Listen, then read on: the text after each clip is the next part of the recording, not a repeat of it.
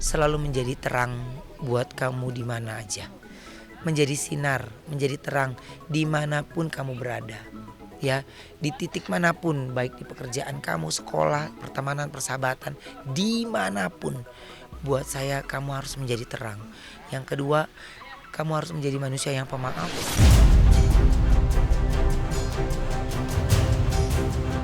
Heboh curhat kriteria idaman Abizar jadi sorotan dan kekeh jadi wali nikah Adiba sang adik.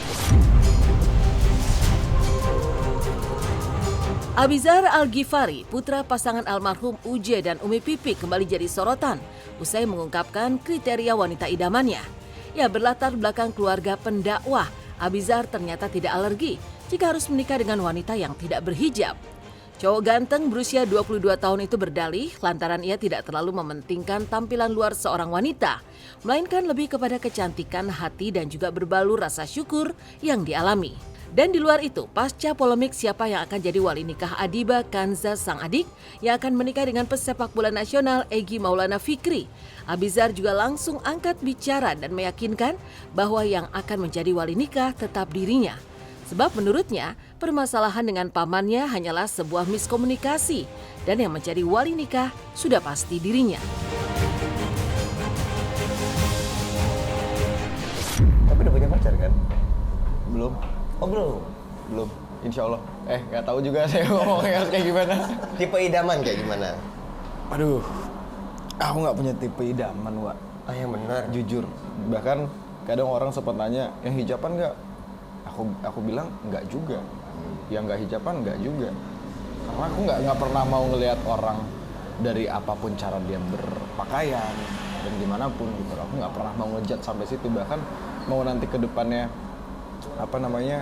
jodohku juga orang yang non hijab, aku juga nggak masalah gitu loh. Mungkin secara Al-Quran dan secara agama Tuhan dan Rasul juga menyarankan kita untuk mencari pasangan yang dia baik agamanya gitu. Oke. Tapi kalau aku mencari yang baik hatinya. Ya nggak gimana ya udah kewajiban gue dong. Tapi paman pengen gimana nih, Bi? Ya nggak tetap gue. Tetap. Tapi udah ngobrol belum sama paman, mungkin ada Ya obrolan? itu cuma miskomunikasi aja. Yang pasti menjadi wali tetap gue, bukan siapa-siapa. Kalau wali ya pasti Abizar lah. Sesuai dengan urutannya kan, kalau kecuali anak saya Adiba nggak punya adik, nggak punya kakak laki-laki, nggak punya adik laki-laki, baru yang dicari dari keturunan ayahnya, pamannya, itu benar gitu. Tapi kan ada adik laki-laki yang sudah akil balik pula, jadi yang wajib ya adiknya, Abizar kan adiknya. Udah itu aja kali ya, pokoknya kami senang, kami turut berdoa yang terbaik buat Adiba, Abizar, Bilal, Aila, semua. Yang terbaik buat bukan hanya keluarga Uje juga, tapi keluarga besar Umi Tatu dan pastinya kita semua pemirsa yang ada di rumah. Kita saling mendoakan. Nggak ada sih ya, maksudnya yang pasti udah jelas gitu loh, bahwa dari agama Islam udah jelas, cari pasangan lihat dari ibadahnya, dari agamanya. Meskipun sekarang kita nggak pernah tahu ibadah seseorang itu gimana gitu loh, kita jangan pernah lihat orang cuma dari luar. Viral, kebijakan Maudy Ayunda jika jadi Menteri Pendidikan tuai sorotan. Dikenal sebagai salah satu pesohor muda tanah air yang menginspirasi lantaran sukses dengan pendidikannya, Maudy Ayunda tiba-tiba kembali mencuri perhatian saat mengeluarkan ide-idenya jika ia menduduki jabatan Menteri Pendidikan. Ya, istri Jessie Choi yang menyandang gelar BA, MA, dan MBA dari Oxford University dan Stanford University ini mengungkapkan jika ia akan mengubah soal-soal ujian tanpa adanya pilihan ganda atau menjadi open-ended question lewat pertanyaan terbuka. Lantas, apa alasan Maudy lebih memilih menggelar ujian open-ended question? Jadi Kak Maudy, kalau hari ini akan jadi Menteri Pendidikan dan Kebudayaan, kira-kira bakal ngapain? Bisa dibilang aku pasti akan mengubah satu assessment, karena assessment itu filtering through akhirnya impacting the way that teachers teach, the way that students learn, the way that parents incentivize their kids gitu. Kalau assessmentnya itu open-ended questions dan bukan multiple choice, pasti murid juga belajarnya beda, guru juga mengajarnya beda, dan akhirnya yang di grading itu critical thinking and analyzing dibandingin sama memorization. Kayaknya trajektorinya udah membaik aja sih. Jadi aku rasa asal akan asal konsisten tetap improving dari semua aspek sih harusnya ya, kita nggak usah dari satu aspek. Semoga akan semakin bagus aja dari sini.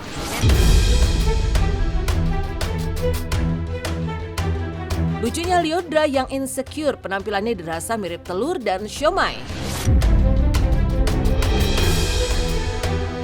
Dikenal sebagai salah satu penyanyi cantik tanah air, namun siapa sangka jika Lyodra sempat insecure dengan penampilannya.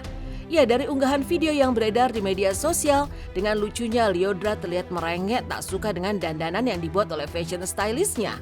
Apalagi saat ia melihat tatanan rambutnya yang berpita, yang ia sebut mirip telur dan siomay. Benarkah?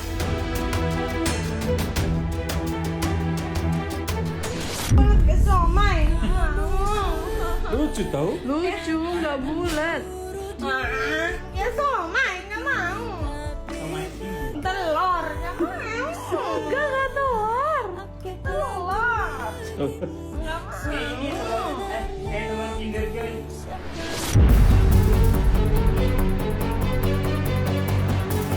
Viral di sosmed. Penampakan savana Bromo pasca kebakaran berubah jadi lautan warna abu.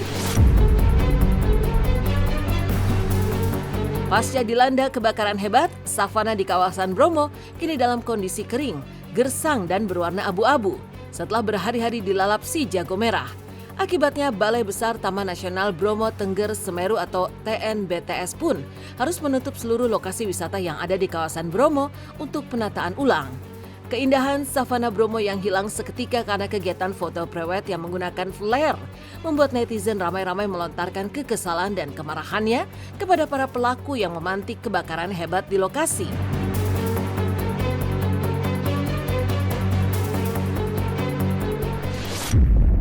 Izin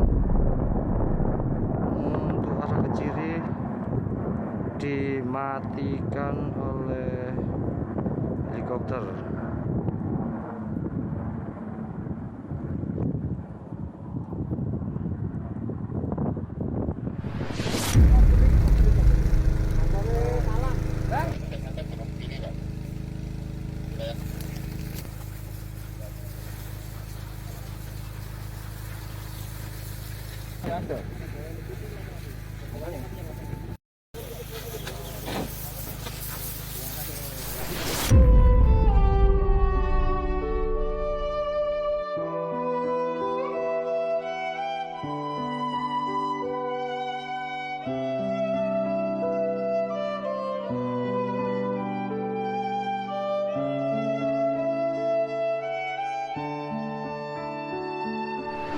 Prihatin ya soal kejadian itu karena dampak yang ditimbulkan itu ribuan tanaman yang ada di Bromo itu benar-benar kebakar semua gitu, dan berhari-hari juga kan itu kebakarannya gitu. Aku sih sangat miris ya, apalagi itu hanya untuk kepentingan pribadi gitu. Itu menurut aku itu parah banget sih, sangat-sangat parah gitu. Ya, itu sangat disayangkan sekali. Padahal dulu hijau banget Bukit Teletabis itu. Jujur saya pernah ke sana. Itu indah banget.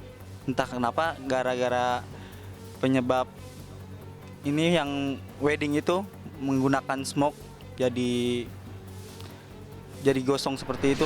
Nggak habis pikir sih dengan tindakan yang tidak bertanggung jawab tersebut yang mengakibatkan kebakaran kan satu gunung gitu.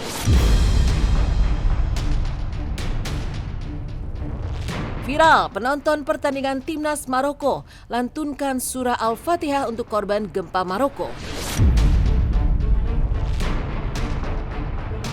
Aksi berkelas sekaligus menyentuh diperlihatkan supporter Timnas Maroko saat melakoni laga uji coba melawan Burkina Faso di Stade Bollaert de l'Elysée, Lens, Rabu dini hari waktu setempat. Ya, mereka kompak melantunkan surat Al-Fatihah sebelum pertandingan dimulai untuk mendoakan korban gempa Maroko yang mencapai ribuan orang.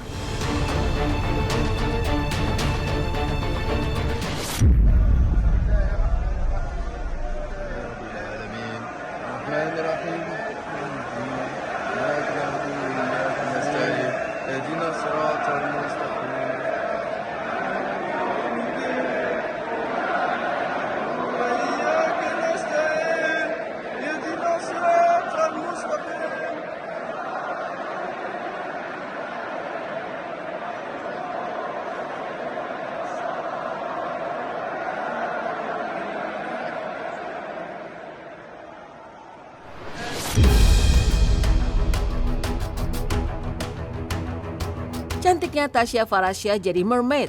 Netizen, cantik.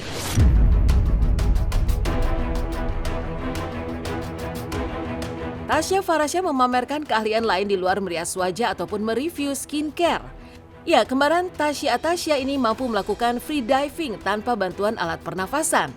Bak mermaid, Tasya pun tampak warawiri dengan indah dan memukau di dalam air.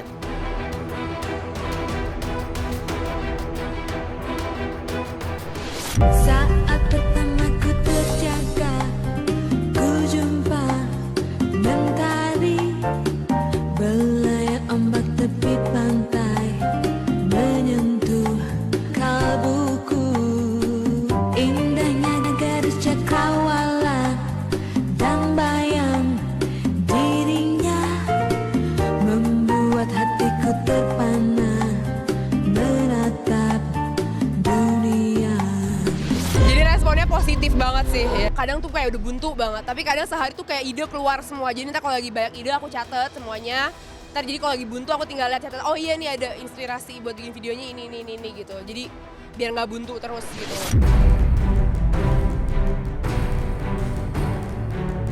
Bangun pura untuk karyawannya di rumah mewahnya di Bali. Indah Kalalo tuai pujian.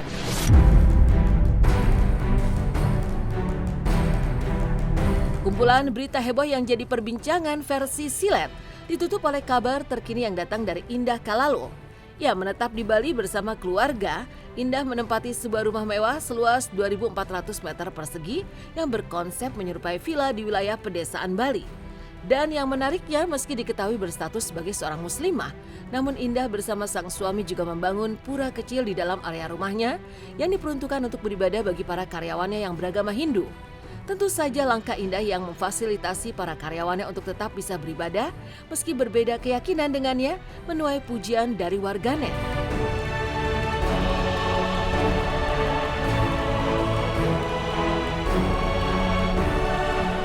Ini apa Nda? Ini kan sebenarnya rumah kamu nih benar-benar it feels like very homey. Terus banyak spot-spot kayak ini buat misalnya kalau habis berenang apa segala macam. Iya, buat hangout, chill out. Ini kayak barbecue area di sebelah sini buat I see. terus udah gitu kalau di Bali itu kan harus ada yang namanya kita di mana bumi dipijak, di situ langit dijunjung. Betul. Jadi aku bangunlah itu ada pura, temple.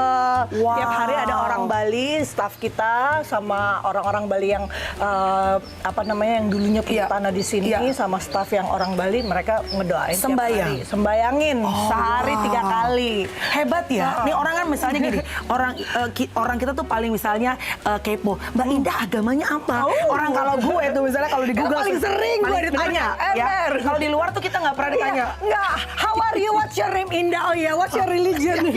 Kita orang Indonesia tuh ya kepo semepo. Gue kalau di Google sekarang yang keluar dari prestasinya saya pertama menarik kado agama, kedua cerai. Kalau misalnya tinggal di Bali gitu kan, misalnya kita lagi sore-sore pulang sekolah, kalau di Jakarta kan paling ya cuma bisa nyalain TV ya, ngayal-ngayal kita berada di mana gitu. Kalau di sana kan sore-sore pulang sekolah, udah yuk kita ke pantai ngelihat sunset gitu, terus ngelihat full moon, bulan purnama, terus ya yang simple things like that. Aku cuma mau ngajarin ke anak-anakku kalau